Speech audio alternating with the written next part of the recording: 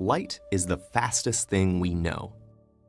It's so fast that we measure enormous distances by how long it takes for light to travel them. In 1 year, light travels about 6 trillion miles, a distance we call 1 light year.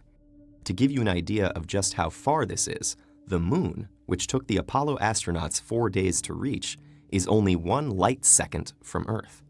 Meanwhile, the nearest star beyond our own Sun is Proxima Centauri, 4.24 light years away. Our Milky Way is on the order of 100,000 light years across. The nearest galaxy to our own, Andromeda, is about 2.5 million light years away. Space is mind-blowingly vast. But wait, how do we know how far away stars and galaxies are? After all, when we look at the sky, we have a flat, two-dimensional view. If you point your finger to one star, you can't tell how far this star is. So how do astrophysicists figure that out? For objects that are very close by, we can use a concept called trigonometric parallax. The idea is pretty simple. Let's do an experiment. Stick out your thumb and close your left eye. Now, open your left eye and close your right eye. It will look like your thumb has moved, while more distant background objects have remained in place. The same concept applies when we look at the stars. But distant stars are much, much farther away than the length of your arm, and the Earth isn't very large, so even if you had different telescopes across the equator, you'd not see much of a shift in position. Instead, we look at the change in the star's apparent location over 6 months, the halfway point of the Earth's year-long orbit around the Sun. When we measure the relative positions of the stars in summer and then again in winter, it's like looking with your other eye. Nearby stars seem to have moved against the background of the more distant stars and galaxies. But this method only works for objects no more than a few thousand light years away.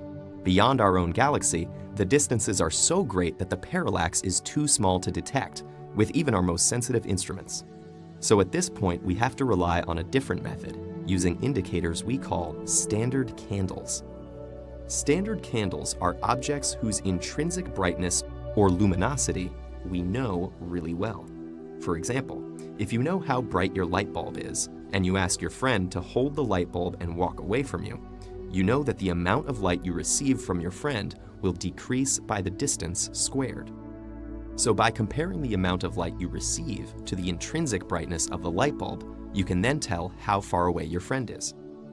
In astronomy, our light bulb turns out to be a special type of star called a Cepheid variable. These stars are internally unstable, like a constantly inflating and deflating balloon.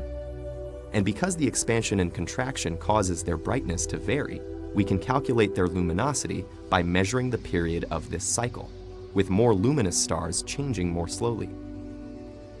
By comparing the light we observe from these stars to the intrinsic brightness we've calculated this way, we can tell how far away they are.